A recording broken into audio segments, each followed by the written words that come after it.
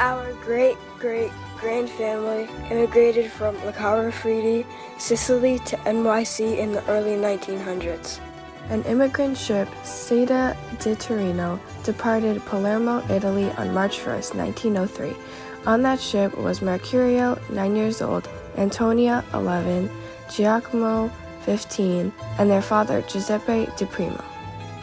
After 16 days on the Atlantic Ocean, Città di Torino sailed into the New York harbor from Palermo. The Statue of Liberty was the first thing Giuseppe and the children saw on their way to Ellis Island. It was a reassuring sign that their family had arrived in the land of their dreams. They arrived on Ellis Island on March 17, 1903. Giuseppe arrived with $14 in his pocket. His children, between them, had $9. When Giuseppe and his family left Ellis Island, they lived at 302 East 74th Street, New York, Manhattan, Ward 19. On December 25th, 1903, 9 months later, the De Primas spent their first Christmas on American soil in New York City.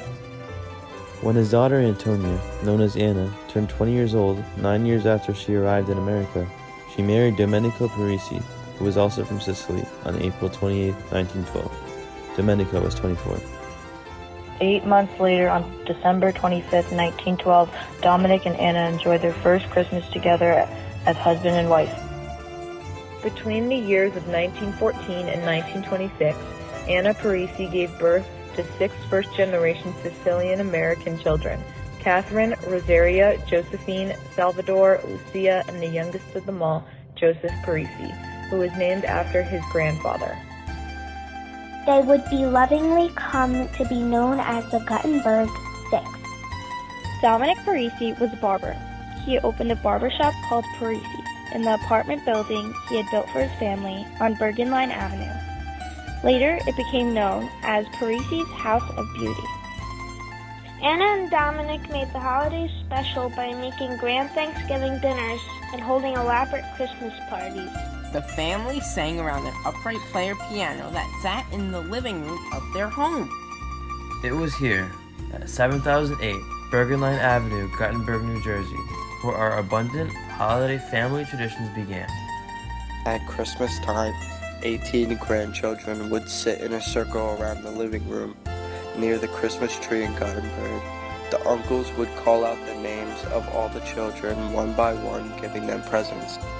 Had it not been for the combined courage of the De Prima family and the Parisis to follow their dreams to America, we would not be celebrating the holidays where we are today. This video is dedicated to them and to all those who have kept the spirit of our family together.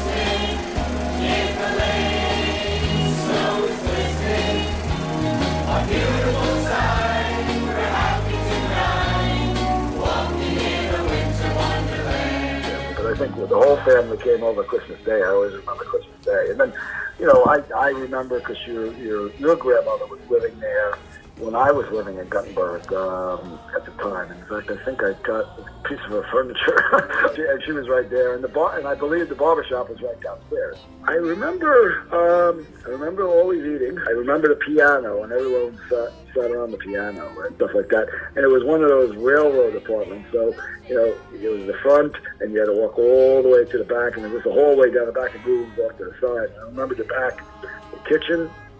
And I remember off the kitchen was, I guess, the family living room, which was kind of cool. So she was always in the kitchen. She was, always the one in black, wearing, in the kitchen, cooking all the food. I don't even remember where we. I think we ate in the living room. They set up tables and maybe some in the kitchen, and we could find whatever you could eat. I just remember it was like, because I guess there was a lot of us at that time, and we were the little ones of the crew. I have to say, all my Christmases with the Parisis were memorable. Every Christmas, Grandpa Parisi would give all the grandchildren $5, which was a lot of money back in the 40s and 50s. Grandpa was such a very generous man. It was fun being with all the cousins and aunts and uncles at Grandpa's house in Guttenberg.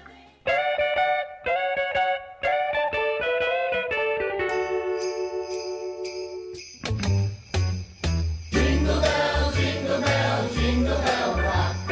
Jingle bells swing and jingle bells ring.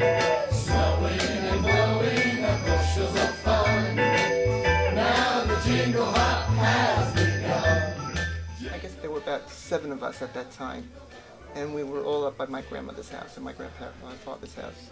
And he used to have these big Christmas balls. And inside the Christmas balls was money. You like that? You like that idea? Right time is the right time to rock the night away. Jingle bell time is the swell time to go gliding in a one-horse sleigh. I was reminiscing, thinking about my childhood. The main thing that comes in my mind is celebrating Christmas with the family in Guttenberg, in that small little apartment, around the piano singing. That's the Jingle Bell Rock. We had the barber shop on Bergen Line Avenue, and I remember every year we used to, especially when we moved to Palisades Park, we used to come down to watch the 4th of July parade, and we would go by Uncle Dominic's barbershop to watch it. We were close, we were together on holidays and things like that. To tell you, we didn't have any money. My mother and father didn't have any money. And they were better off than a lot of people, let me put it that way. So I'll never forget one Christmas, she bought me ice skates and a skirt. I can never forget that. Because I didn't get hardly anything from my own parents, but that's what Aunt Anna gave me. That stuck in my mind. See, that I remember. They were wonderful people. You better watch out. You better not cry. Better not pout. I'm telling you why. Santa Claus is coming to town. She just wanted you to have that, so, that's all I can think of, really. I don't really think of the presents that much, I do remember, I remember the barber shop. I remember going in through that little hallway. I remember the great big staircase going up with the big mahogany railing, things that you don't really see today, the old-fashioned, but everything very nice. And I remember their bathrooms being spotless and beautiful and white. Matter of fact, I redid my bathroom and everything, so I'm always little white. The elegance of whatever they did was done so nicely. I just remember the silver plate, and the food that was put out, whatever it was. And the way they took care of children, the way they loved children, especially Uncle Sal or whatever it was, it was always about the little kids, about us. It was very sweet. Just a very, very nice family. Oh, I remember Christmas at my grandmother and grandfather's house in Guttenberg, New Jersey. All of us, after we finished dinner, all of the grandchildren went into the living room and we sat around the Christmas tree. The Christmas tree was all decorated with blue lights and all tinsel.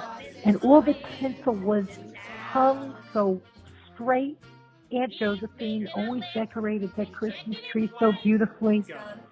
And as we sat around the floor, my Uncle Sal and my Uncle Joe would call each of our names, and we received our presents.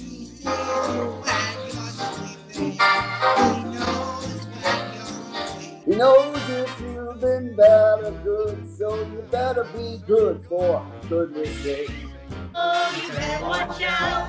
You better not cry. You better not pout. I'm telling you why. Santa Claus is coming tonight.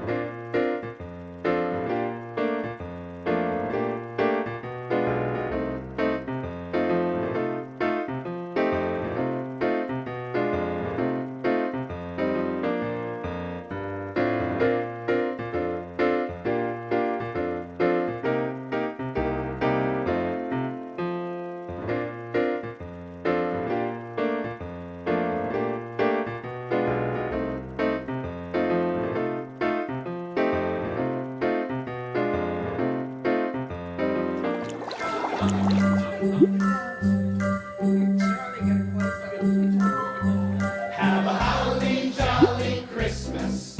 It's the best time of the year. I don't know if there'll be snow, but have a cup of cheer. Have a holly jolly Christmas.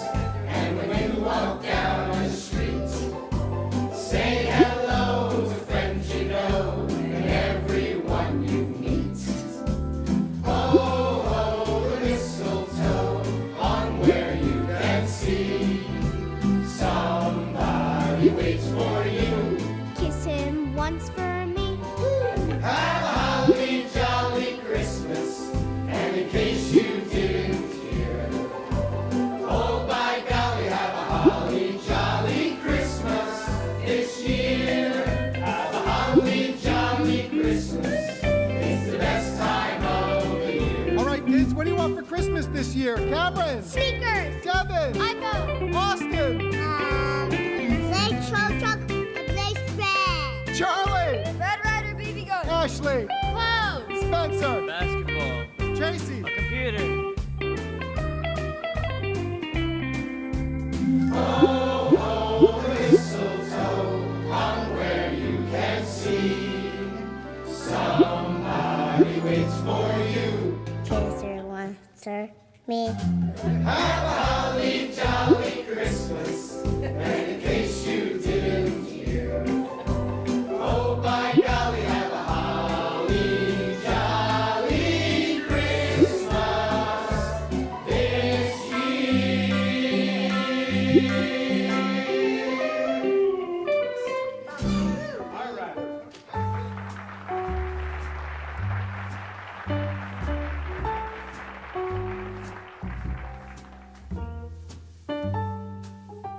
Grandpa had the barber shop.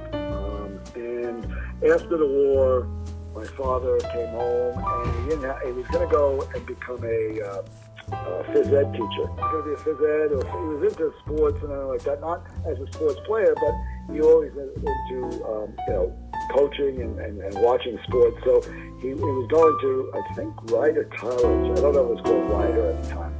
And he was going to go get his, a degree and become a teacher and go into sports. He developed an ulcer, and they said, no, the worst thing in the world is doing anything athletic. So he ended up working for my grandfather, at the barbershop.